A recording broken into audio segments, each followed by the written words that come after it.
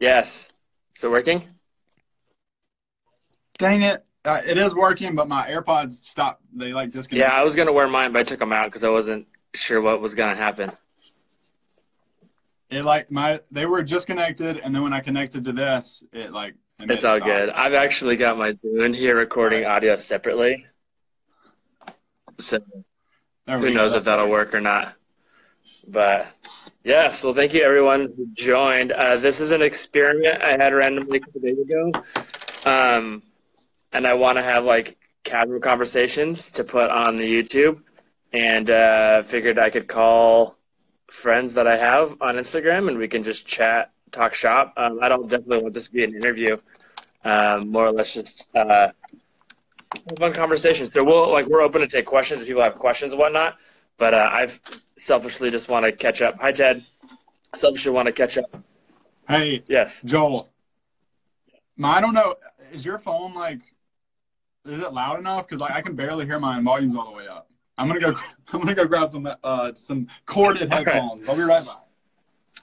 So Matt is going to go get some corded headphones. For those of you who don't know, Matt D. Smith is a designer in Georgia. He's independent, does a lot of client work, has a lot of cool side projects on the side of things he's done. If you don't know him or follow him, you definitely should get on his things. He's MDS almost everywhere online. So for sure, check him out and give him some love. But yeah, we'll get started here pretty soon. Does anyone have any like initial questions or any things that they want us to talk about? Otherwise, we're just gonna like got Ta-da! Couldn't find them. them. Yeah, am I too quiet? Is that the problem? Yeah, it's like you're really quiet. I got the volume all the way It's up. your iPhone, man. It's a freaking I know iPhone that's the 10. problem. If you just had a good Android device, you wouldn't have a problem. I ordered a Google Pixel XL 2 Yeah. XL or whatever, and I got it, Was it and it was pretty sweet. I tried it out for like a was it day your or first two. like Android device? Yeah, Yeah. Yeah. but I'd already been using the iPhone 10 for a couple Right. weeks, and I was like, I don't know if I can switch. Yeah. So I just sent it Yeah, back. it takes some a time to get used to. I always tell people like if you give it a week, you can start to like get the differences and the goods and bads, whatnot. Right. I have a new Galaxy Note 8. What's up, Grayson Yeah, and what's up, man? Antoine? Um, I've got a new. So I've totally been ignoring the chat. Yeah, So what's up, I'm like, everybody? I don't even know what I'm If doing those of here. you just coming in, we're just doing a casual chat. If you all have questions, we'll take questions too. But once again, this is a excuse for me to talk to my friends, record it, and put it on YouTube. So yeah, just excited to have a little round chat. Yeah, I just got my Note 8, and it's awesome. It's honestly, I think, one Nice. of my favorite phone devices I've ever had since like the iPhone 5S. It's just like a really nice Right. screen. The camera's good, and it's interesting being on like skinned Android, but Right. yeah, you can customize quite a bit too, which is nice. The drop shadows on. Oh, I've got my phone on this I wish I had like a mirror or something. I got my phone in my like sound booth on this like flexible arm mount so I can literally you have like a legit setup. I'm like pan. literally in an office conference room. I have like all the tripods and things. We didn't have all the pieces, so it's leaning against Yeah. on my computer. What's our favorite Oh, I geek got an idea. gadget? Honestly, my favorite thing right now, like my favorite piece of hardware tech, is still my AirPods. AirPods, whatever they're called. Oh Like yeah, they're so totally. underrated, I think, and I thoroughly enjoy them. And I use them like on iOS, Android. Um, nice. I use them on like everything, and they're quite great. Probably the one of the things that like I can't leave my house without, right? Um, but what about you, Matt? I use mine all the time. Yeah, If they would just like last all day long on one charge, that would be right. I almost bought a like I second mean, pair. I don't know how you put a like I almost bought a huh? second pair to have like a backup. Oh, that's not a Yeah, bad but they only idea. take. Like just having another case, it's like Yeah, I that'd mean be they only fine. take like 10 minutes to charge. It's not bad. Me and Yeah. Matt were talking a little bit before. For those of you that are joining, I'm here just having a casual chat with my friend Matt in Georgia. Give a little background of who you are if people don't know who you are, which is All probably right. not the case, but then we'll get some of these questions and get chatting. Yeah, so my name is Matt, better known as MDS on the internet. And I live in Athens, Georgia. It's just northeast of Atlanta. I ended up in Athens because I went to school here and ended up finding work, doing a lot of contract work. Was a graphic design major in college. Was big into like charcoal illustration and oil painting and stuff in college.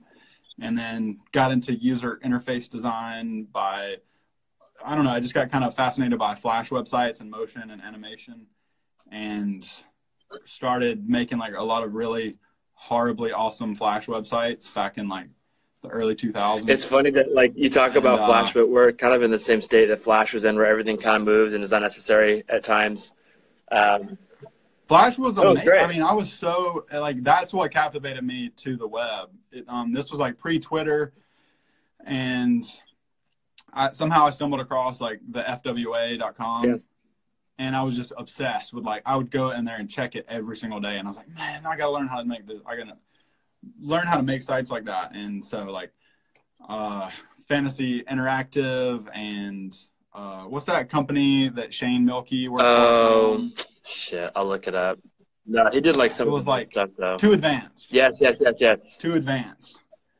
All of that like techie like stuff moving around. Anyway, that was like what hooked me, and I started learning Flash slowly, and like eventually I started doing contract work for agencies out of Atlanta that were doing work for like Yahoo and Coca-Cola and BlackBerry, and they had information architects on staff, and that was like my first experience with like someone legitimately sitting down and professionally, you know, making a case for designing a website in a certain way. And I was like, it just blew my mind because I wasn't aware that that even existed. Right, that was a thing. And I was like, wow, these people, this is like, I always thought like you're just making a website. It's like the wild, wild west. Just write some code and put some stuff online and you got yourself a website. Back then they were called webmasters, right? Like that was a thing. Like you were the webmaster that managed the database and the front end. And I think it's funny. Yeah, and it was like a self-given title. Like I'm the webmaster. Right. I didn't realize that you started kind of in traditional graphic design as well. Like that was my background. I kind of stumbled into WordPress and the web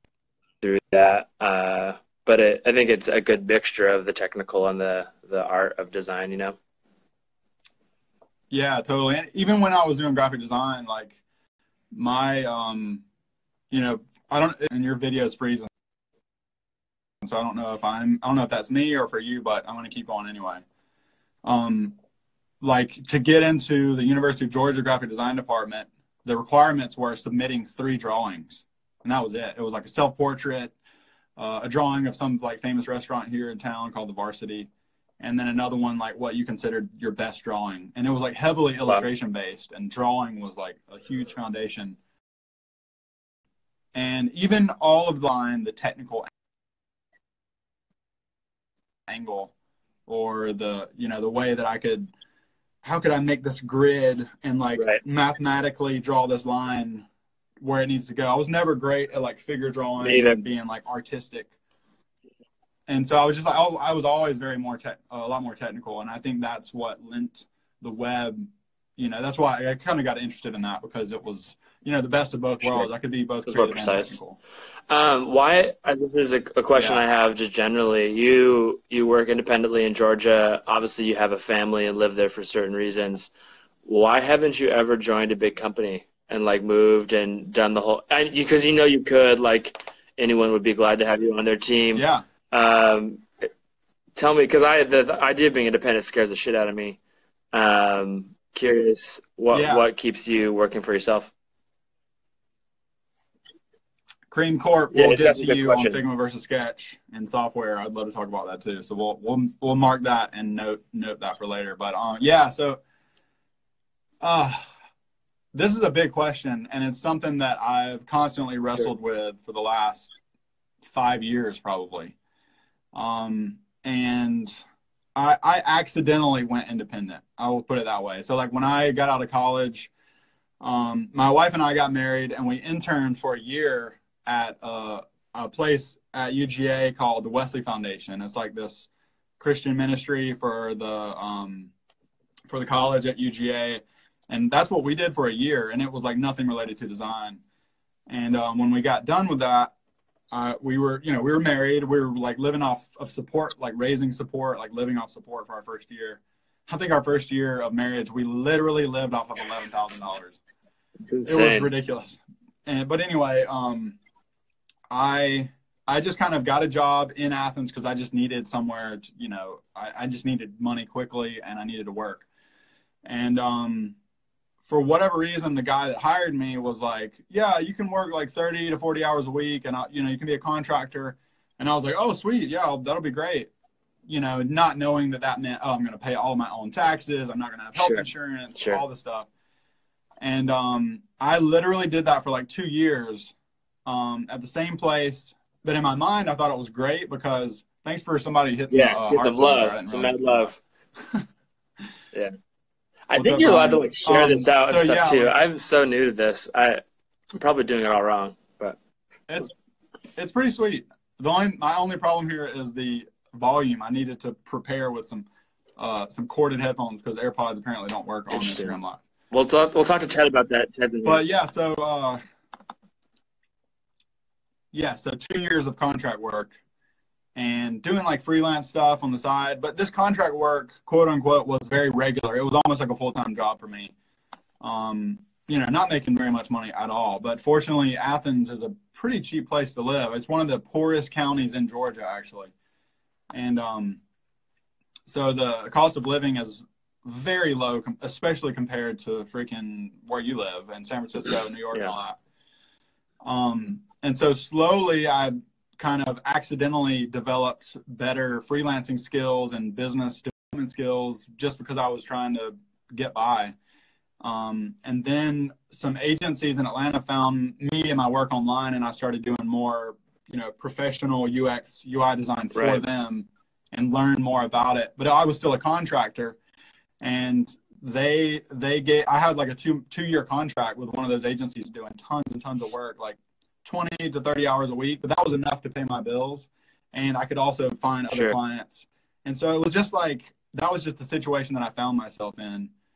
And after about a two or 3 year stint of like agency hopping at different contract opportunities, I just slowly started getting more and more of my own clients. And at the same time, my wife was learning accounting at a place that she used to work. So she started doing my books. We kind of like got really hardcore into personal finance and like paid off all of our personal debt back in like 2007, except for our house. So we had zero debt.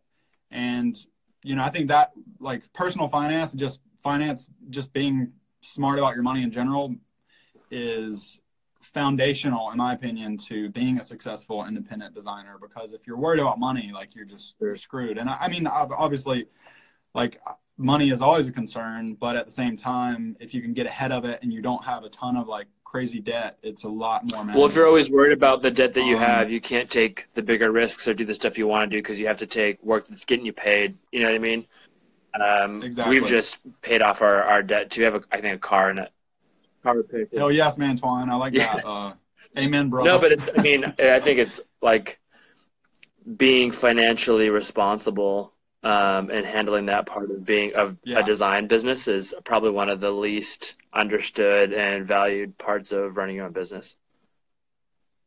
Yeah, totally. And I think too, just, I mean, it's the same thing like any negotiation. Like the more leverage you have, the better the outcomes are going to be. And so if I have 3 months of cash in the bank and I know that I can pay my thing for 3 months or more, it gives me a lot of leverage to either tell you, no, I'm not going to do that project, or yes, I'm interested in your project. How does this much money sound versus this much, and you're more willing and confident to negotiate. Yeah. Because I mean, and honestly, like I have lost so many projects because I was just pushing the boundary of how much I could charge. Because I had that flexibility. It wasn't going to kill me if I didn't win that project. And so that one thing alone allows you to push the boundary. And it's definitely blown up in my face a ton of times. And I've been like, crap, I should have, done this differently. But, just like with anything else, you learn. Yeah, I've always questioned in my head, I'm like, well, shit, like how much could I charge for projects? And if I lived someplace where it was, half of what I'm paying now, what would be my yearly income and how would that change things? Because it's real. Like I know people like there's a lot of designers in Texas, like outside of Dallas, that, it's considerably less to live. And you probably can't charge as much as you can in a city on the East or West Coast. But I mean, the amount of work of the clients you can take now with, Dribble and Twitter and everyone you're connected to, that's a lot different. It doesn't really matter where you're living. Yeah, totally. And I think, so Yeah. back to your, So why don't you come work at Google? Like the big company and moving away and stuff like that. And man, I totally will go off on so many tangents, so feel free to reel me back in. No, it's good. So I like back in probably like 3 or 4 years ago, there was a time where I actually went like 4, maybe 3 interviews deep with Facebook.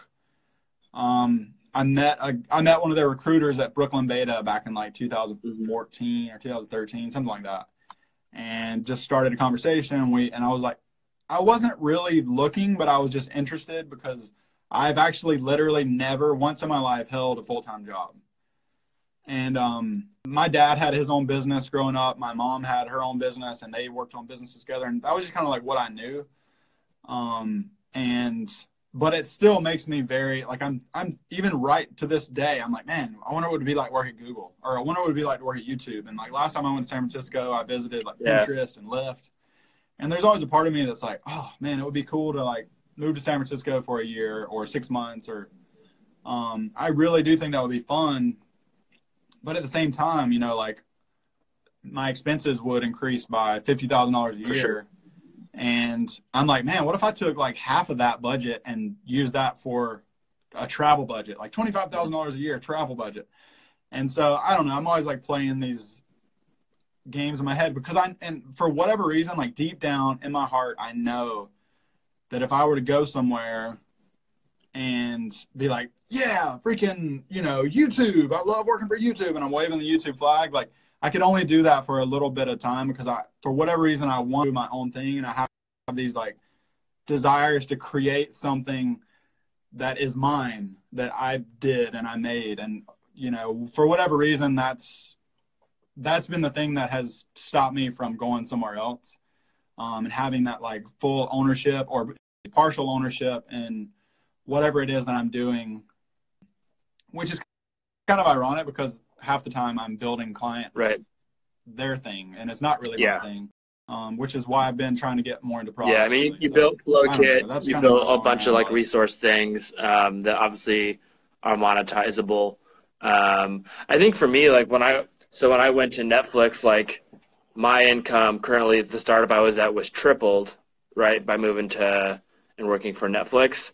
Obviously, half of that is actually taken by taxes, and that's a different aspect. And then the rent in the Bay Area was insane, and which is why I'm kind of ended up in Southern California, because even it's expensive here, we're still cheaper than up north. But I think for me, like I have a similar struggle, and that's why I vlog and why I create other stuff, because I want to have something that like I just do for me and that like I own. Totally. It does definitely conflict because I have obligations and commitments to do at Google. I think the biggest restriction is like where you live. Like you can't live in Athens and work for Google, right? And I mean, Google's probably one of the best. Yeah. Google and Facebook have like probably the most variety of where you can live and still work for a big company. But I always feel a little bit constrained in the aspect that like if I'm going to continue to work for these big companies, I'm going to have to live in this, 5 or 10 cities. Which is fine because they're great places to live. They just come with the package deal, especially when you have family and kids. And didn't you have even when you were doing your whole like job search thing after designing, didn't you make some videos about like location discrimination or something like that? Location diversity. Maybe it wasn't discrimination. Yeah, I was wondering if I was going to get more shit for that online, but I do think there's like this issue. I mean, people build offices and hire people where there's a lot of talent, and so I get why it's a thing, but there is like this, you just have to move here and live here because we all live here and that's how it goes. And I think that if Right. people really wanted the best designers and the best talent, they would at least consider different areas, different hubs, a better, like I feel like Yeah. working remote is really hard. And so people just say they don't do it rather than trying to figure it out. I've kind of figured, Yeah. Like it's for sure a big yeah, I challenge. mean, But I mean, you look at Basecamp and Envision, the two like shining examples in my opinion. yeah, It's like it's possible. I mean, there's like that's two like really. I wonder too, like, is it so much of a coincidence that those two companies are incredibly mhm. strong and incredibly like leaders of the pack, quote unquote? Um, like because you really have to work to solve communication problems if Yeah, you're the thing that remote. I've noticed being like a Um, distributed designer is that if you're the only person that's remote, it's really hard. Like when I did that on Android, it was pretty difficult, and I yeah, was for up sure. to see my team a lot.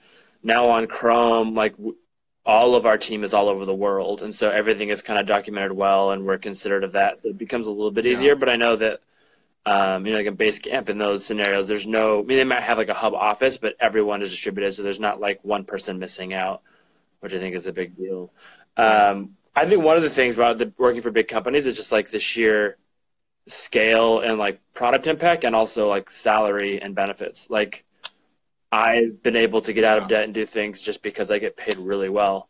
And Google stock is really valuable. yeah, And that was something that like I think it's easy for people to shit on, but for me it's like I'm building a thing for a billion people and I get to pay my bills and buy nice things. And for me that's yeah, for sure. um, good. I mean, honestly, dude, like even right now, as you're talking about that, I'm like, man, that'd be not like regular income. Man, that must be nice. Yeah, I don't have to think about it. Just every other Friday it shows up. Yeah, because like I'm constantly like, there's a piece of my brain that is 100% always devoted to 3 months out, Yeah, 5 months out, 6 months out. Like, what's going to happen? Where's that check going to come from? And now it just seems like a normal thing, a normal way to think. But that's stressful as hell.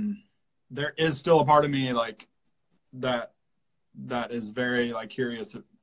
Would I be able to like devote more unhindered free time to my own projects if I didn't have to worry Yeah. about that? And that could be true too. Honestly, don't Yeah, have it I figured freelanced out. for like the 2 months in between Design Inc. and going back to Google. And for me, there was such relief getting back to Google, and that like when my work was done, I could just leave it and get back there tomorrow and just do my job. And when I was Yeah, freelancing, I just felt like I had to be ahead of everything. I was constantly jumping on the next project and working more because I was so anxious about those projects not being there, and making that money. Um, yeah, for sure. Talking about freelance and all that, we had mentioned like the idea of like productivity, and like in my last video this week, I was talking about how I've been identifying like when I'm in a shitty like mental state, whether it's like being pessimistic about politics or just dealing with personal family stuff, like how much harder it is for me to produce, and when I'm in like a good mood and a good mental state, like how much more productive I am, like twice as productive. You know what I mean? As far as design, is that Yeah. something like how do you? We have a studio, you've got your family, you're running, personal projects and What's up, client Mario? work. Like, or when do you see yourself most productive or not productive? Yeah, I think I'm the same way. Like if I had like an argument with my Uh, wife or something like before I was going to work, like I feel so like I almost like I try to resolve conflict to a fault. Like I try to overly if I feel like something's wrong at all, sometimes I will just like pester my wife with questions because I feel like there's some, even if it's so small, it's like a fault of mine because I need to know that you're not, harboring bad feelings towards me or something. You know gotta what I make mean? sure Like, everything's good. so like, it's like I will, so I will just like, because it screws me up so Right. bad. Like if something just happens that's no big deal, but I perceive it as, oh, you're pissed off at me. I'm like, oh no. Oh, and I'm sure there's a whole backstory to why that exists. Whether it's personality type or life experience, or my past Hmm. jobs, a lot contributes to that. but I'm the same way. Like if I'm not in a good mood, if I'm not, yeah, it's like, it's hard to be productive. That's why I really enjoy, it's taken me a long time to kind of get into a regular, like workout Yeah, because you regimen, run like all the time but, now, and I actually, right? You like run all what's the that? time now, right? Yeah, I've been running pretty regularly for like the last 2 years, and I actually haven't ran much at all in the last week or so because I had strep throat and I couldn't, and it's kind of like really Yeah. bugging me. And it's getting like freaking cold, and I don't want to run now, but I can still tell, like I've been sleeping later because the kids haven't been Yeah. in school. I've been getting less done during the day. But yeah, it's like, and it's starting to weigh on me, like, ugh, I feel like I'm Yeah. fatter, like in the But holidays, being like healthy, it's easy to just like being let it healthy all build has up. like a direct effect, you think, to like your clarity, designing, and efficiency. Yeah. Yeah, totally. Even like, and I always, I never think to myself, oh, I've got a spare hour to go Right. work out. Nothing is important. I'll just, but one time I don't know if, do you know this guy, Jocko I don't. Willink? He's like ex Navy SEAL, like super duper hardcore, like super badass. Um, he wrote a book called Extreme Ownership and Discipline Equals Freedom, and he's got like a podcast where I found him on Oh, okay. Tim Yeah. Ferriss's podcast a long time ago. So I've been following him. Just really inspiring dude. He wakes up at 4:30 a.m. every morning, regardless of what city he's in, regardless of time zone, and he freaking like works out and takes a picture of his sweat puddle and posts it on Twitter every freaking morning. I think I do And I'm remember just this like, that guy freaking from dude. Tim. Yeah. Yeah. Yeah. I see. Here's my thing. Like 3 days a week, I'm waking up at 4:30, but just to do more work. Just like I'm not doing it and being healthy. I'm doing it because I need to edit my vlog and get my regular work done. And I get Yeah. off on it. Like I No, love the dude. idea of putting in more hours and getting ahead of everything.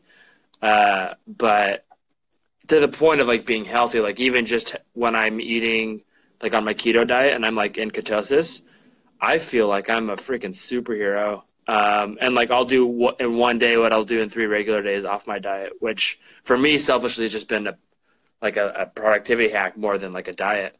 But Right. it's good. Yeah. No, it's funny. Like, but yeah, like just in terms of focus, I mean, working out, and I feel like I lost the original question, Yeah, we're just talking about like being but yeah, productive and like focus. I've totally woken up at 4:30 in the morning just to do work. Like it's actually easier for me to get started on work Me really too. early in the morning and work hardcore until like 10 a.m. and then maybe go take a break to go work out and then get, like shower and like that's a better rhythm for me. Although it is really nice if I do like get up and, do something physical, like, and you're done and you're showered and you're dressed for the day at Yeah. 6 a.m. and nobody else is awake. That's when I feel like a superhuman, but it's like, it's hard to do that, man. But anyway. For sure. Sorry, I just got a phone call and my auto's all jacked up. There we go.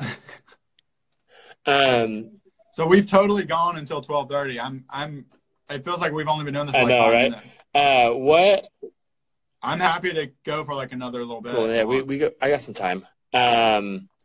We had talked a little bit about, there's some questions about what do you perceive happening in 2018 design wise, like Sketch versus Figma versus all these new design tools coming out. You obviously have done a ton in the Sketch world and built Flowkit, which is sketchflowkit.com, and you also built that awesome what's that contrast thing called? I got a train coming by here. Usecontrast.com. You guys should definitely look up all the things that Matt does. Like, where are you at with tools in the current state of like design? Yeah, like I'm still like pretty hardcore into Sketch. The only like one thing that kind of bothers me about Sketch is that the performance is not like top notch. Like it is a little bit laggy. And there was like, I don't know if you saw the thing going around like a day or two ago, like somebody tweeted something about the reason I choose Figma over Sketch, and it was like dragging a circle Yeah. around. And the circle was like lagging around the mouse in Sketch, but in Figma it was like staying right on with it. And everybody's like, what are you oh, so you want to be able to drag circles around quicker? But to me, it was just like, oh yeah, like this is true. Like sometimes there is a little bit of delay.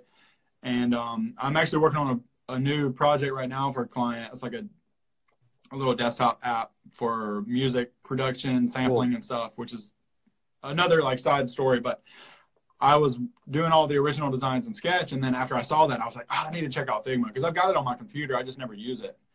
And so I imported all of my Sketch files into Figma, which works Really? magically well. I didn't even It's all realize you could do browser that. based, right? Yeah, it's browser based, but I've got the desktop Okay. version of it, which I guess is like the WebView wrapper in a desktop app. And I tried it for a minute, but it was like some of the stuff just feels a little bit different. Like I couldn't command click and drag. I had to not command click and drag an object. And that was just like throwing my brain off because I'm really hardcore into like command clicking things because I try to ignore the layers panel as much as I can. And little tiny differences like that like slow me down and make me feel like, oh, I don't want to do this. And like I literally all of my symbols were intact in Figma, but I would double click in Figma and nothing would happen. It wouldn't let me edit the instance of that component unless I clicked edit component instance or something like that. And that was like bothering to me. I was like, I don't want to have to, and I'm sure there's a shortcut and I'm sure there's ways to do it, but. And they tout like their whole thing is like being a collaborative design tool. You have many people in one document, right? Yeah. And for me, like, I will occasionally hire like a subcontract designer to work with me on a project, but it's not like we need to be in the same design file. It's very rare that I'm not working on a product team with 12 people touching the exact same thing. I don't know, but no one does that. Like there's like 25 designers on Chrome. We all have separate projects. We're not all designing the same screen. Like I'm sure there's scenarios where that works if it's a very collaborative process, but I don't really see the use case for it. I like what they're doing. I think it's good for competition and design tools, but I've never had an incentive to actually download it and try it. Yeah, and I think just the whole like design tool thing in general, like I love that there are people who are like sold out for Figma. Like Josh Hemsley, Chris, I'm like blanking on his last name, from Texas, Lift UX. Yeah. He just went to Up 10 Up. Yeah. Or whatever. I can't remember his last name. Chris, of course. Chris. Anyways, freaking handles. Anyway, that Chris, you all know what I'm talking about. Raji, there's a lot of people and other people that like are really into Figma, and they're always like, "Oh, have you tried Figma?" Chris and Wallace. I love that, and I think there's yes, Chris Wallace, not to be confused with that like TV anchor dude in Texas. But because I think I think there needs to be like 2 or 3 like design tools racing to be the best because that's going to make them all better. But for whatever reason, I was a hardcore Photoshop user for decades and then switched to Sketch. Well, you've been into XD too, like you've done stuff with Adobe, right? Yeah, Adobe XD. I mean, man, I had so much hope for Adobe XD, and I still do. Like, it is so fast. Like, their performance is like 110%. Like, there is nothing faster than moving shapes around. And even like if you mirror your content from your laptop to your, it's like real time. That's crazy. Like, there is 0 lag. It's crazy. But they're missing like all those little tiny things. Like, currently you can't put an inner shadow on an object. You can only put a like outer shadow.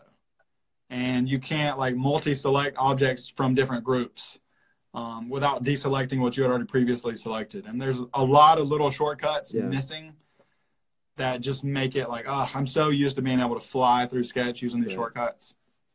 And so that's why I haven't been able to like commit to it like as a full-time design tool. But I still do use it for like the occasional prototyping and so because it is so fast. But I'm still blown away. Like I guess I'm most excited about Studio for 2018. Your video you sent you put up this year about like nested symbols on nested symbols, like the complex symbol tutorial you did.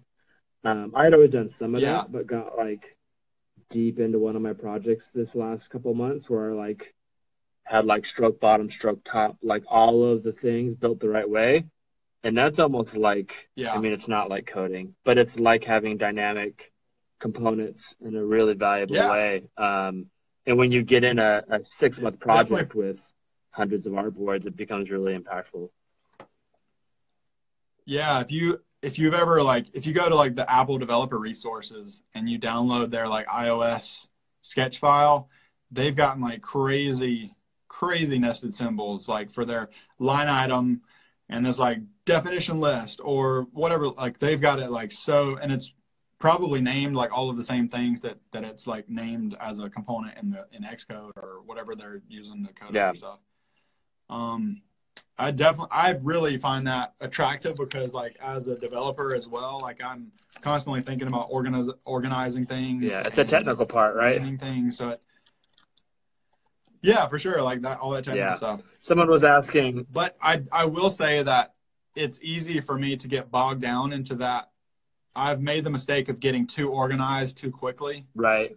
and it just like screws up No, my you have to like creativity. design the first part of the way, and then once you're there, you can go back and like make everything symbols and figure it out. Otherwise, you end up structuring it the wrong way, right? What's up, Greg? Yeah, for sure. Like I um I sometimes I'll start creating symbols and I'm like, oh, this is too like limiting because you can't edit it in Right. place.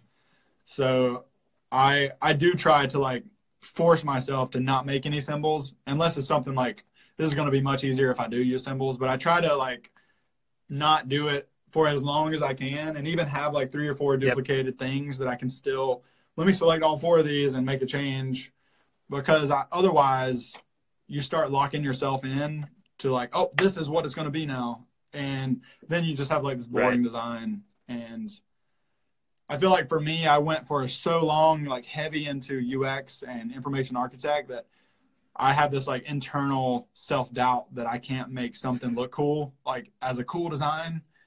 Because I haven't done like pure, just like awesome graphic design because it's like a really different concept than like Of course. usable Yeah. product.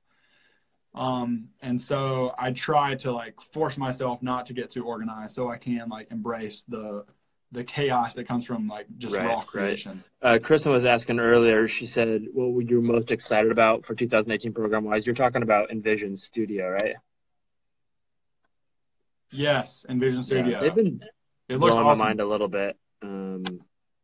The amount of things they're able to put out and how much they've developed as a product in just even the last 18 months is pretty remarkable. Yeah, it's insane. Yeah. I haven't, is it, Like I'm on their site right now. Is it going to be released or is it just in beta right now? Is it invite only?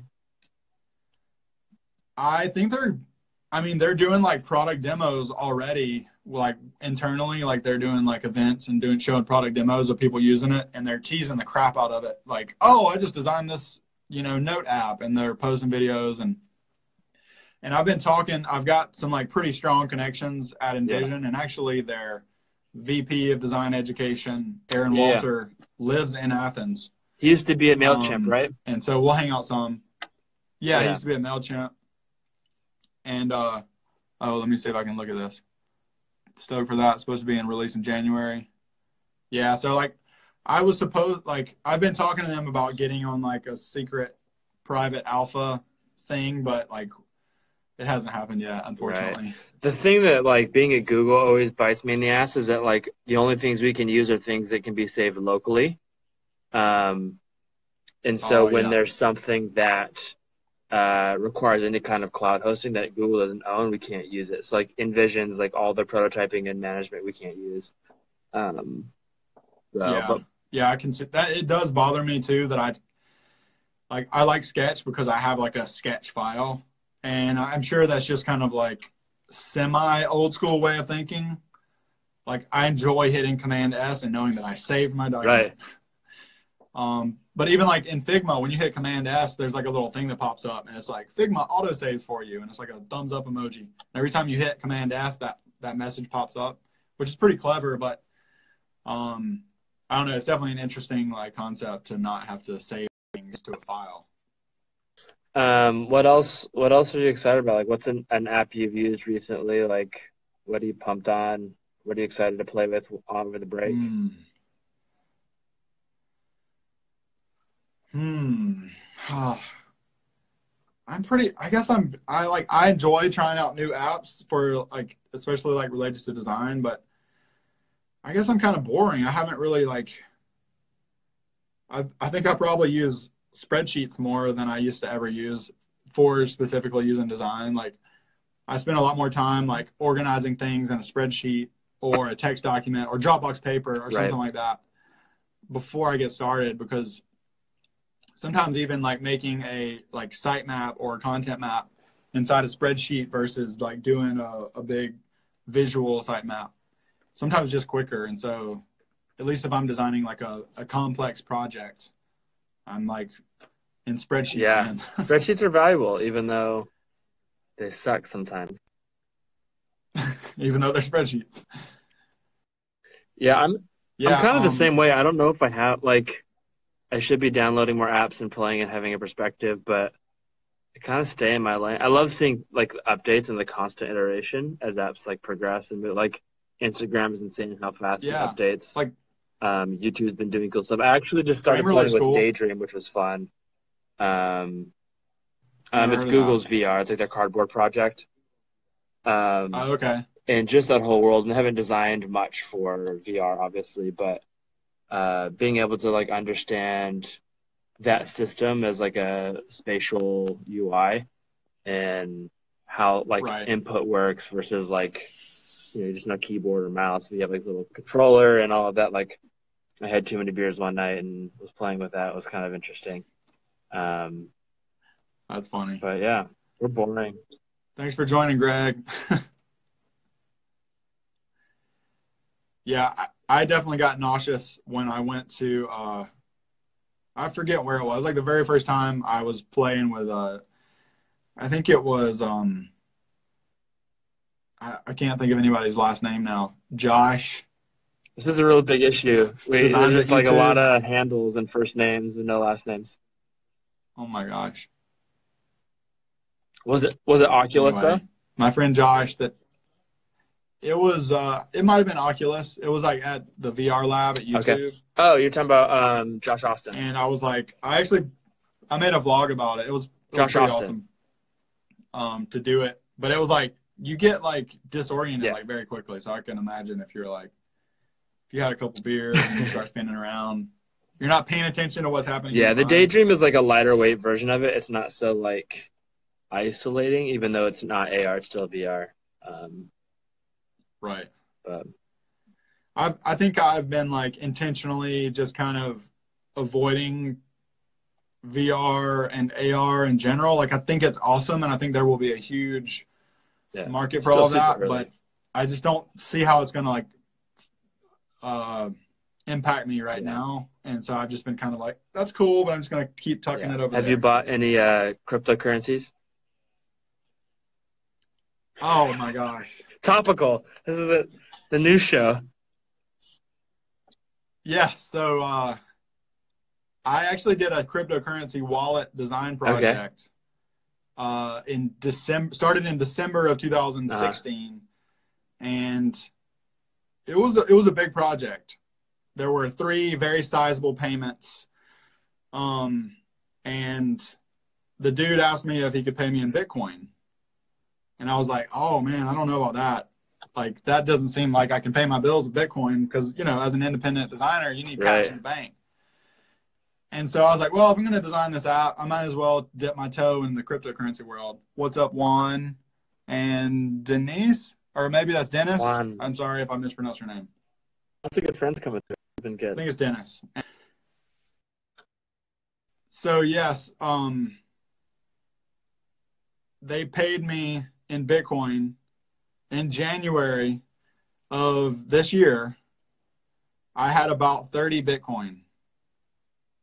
And And it was worth about roughly $1,000 per Bitcoin. So it was a pretty big project, depending sure. on, how you So you had define big 30,000 in projects. But Bitcoin. 30,000 in Bitcoin, sold every freaking last drop Immediately of once you it got it. and cashed out instantly. Immediately once you What? got it. Yeah, like as soon as I got it, I had like a Gemini account. I had to sell it on Gemini, and then just like transferred the money immediately to my bank account because, you know, this wasn't an investment. Sure. This wasn't like me investing. It was like, hey, this is cash You needed it. flow for my business.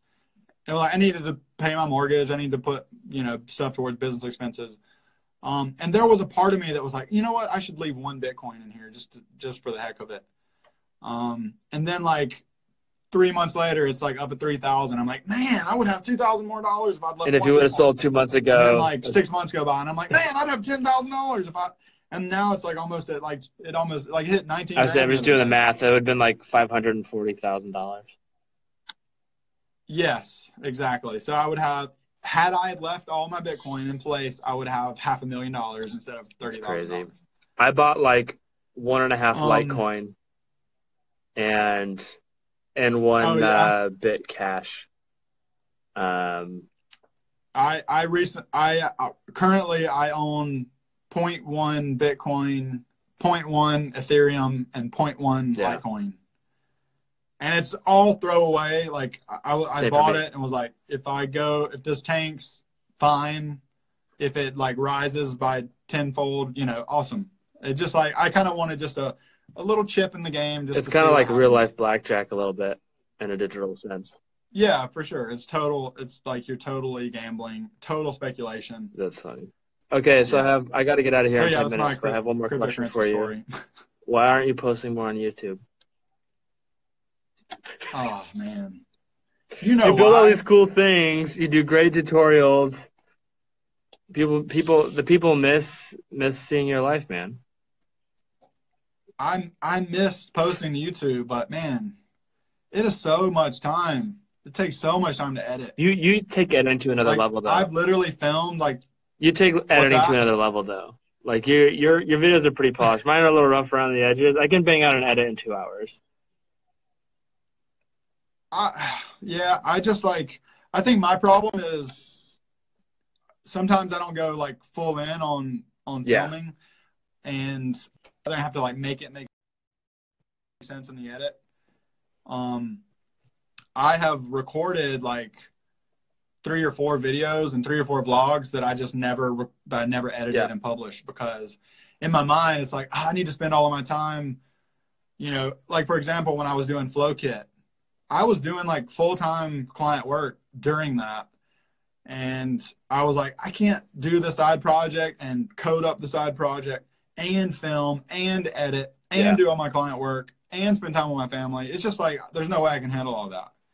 And so something's got to give. And for at that moment, it was the YouTube channel. Well, FlowKit's done now. So we'll see a wrap up of 2017, and then you'll be hitting the new year fresh, right?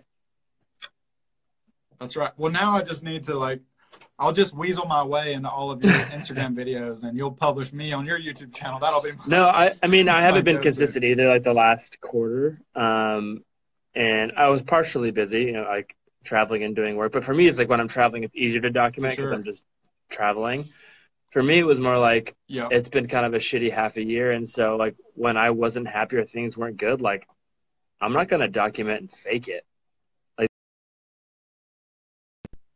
Just have this optimistic, like everything is okay attitude and make YouTube videos about it. Like I just couldn't do it. So I just didn't make videos. Right.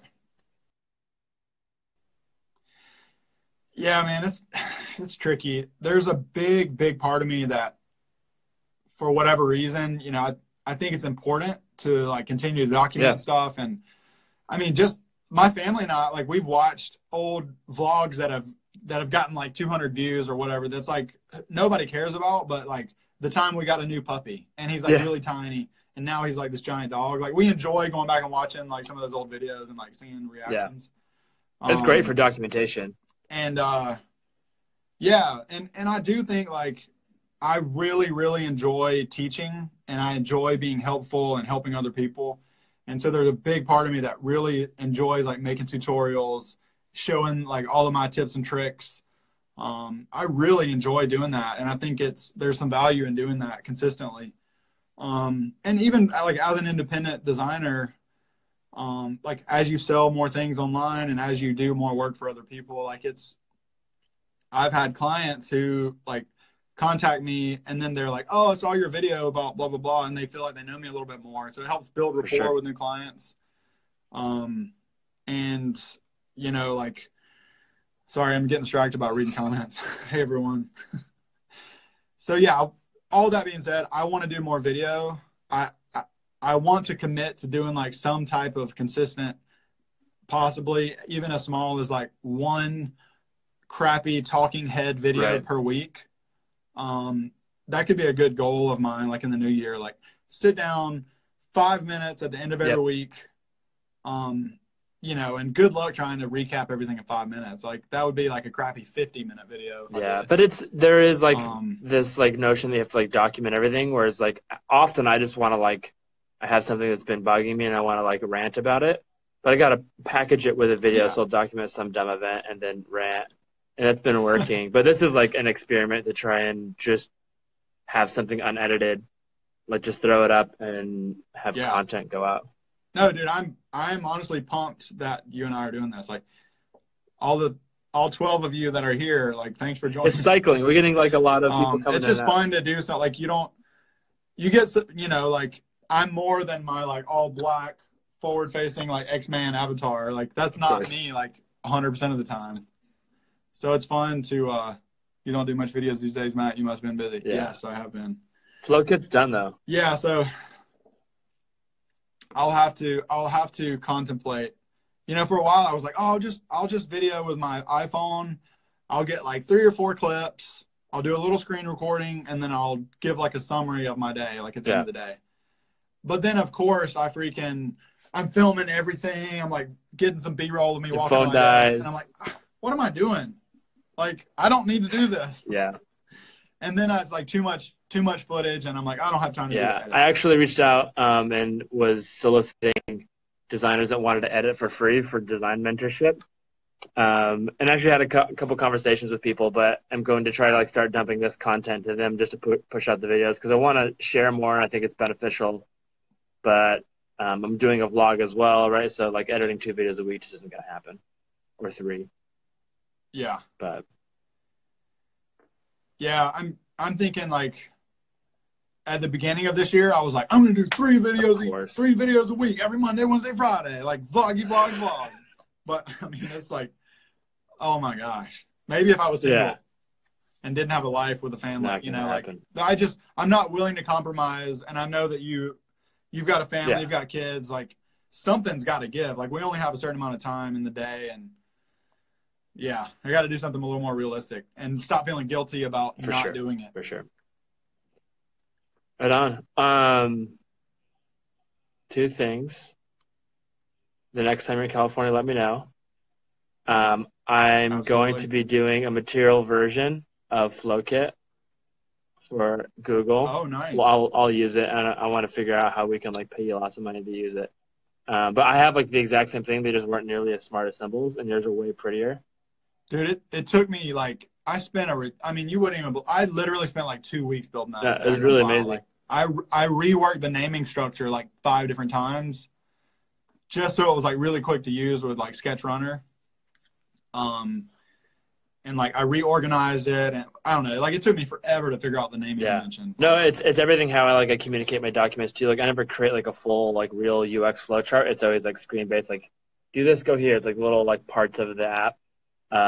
So if you haven't heard of FlowKit, go to sketchflowkit.com and give Matt your money because it's really good. Or you can go to my YouTube channel and learn how to make it for free. Yeah, I mean, you could, but I would recommend saving your time. And if you have like 30 minutes to spare, you can learn how to make a small part of it and then spend the next 2 weeks. You're not a good salesman, Matt. You're not a good salesman. Well, it's funny because like I wanted people to understand like here's how you can make it, but this is going to take you a long time. Yeah. So you can just give me $30 and have it for yourself. Very cool. I gotta go. I'll watch your. Thank you for chatting with me. We'll probably do this again. This has been awesome. I feel like we've only been chatting for like 15 minutes. I know. We have a lot to talk about.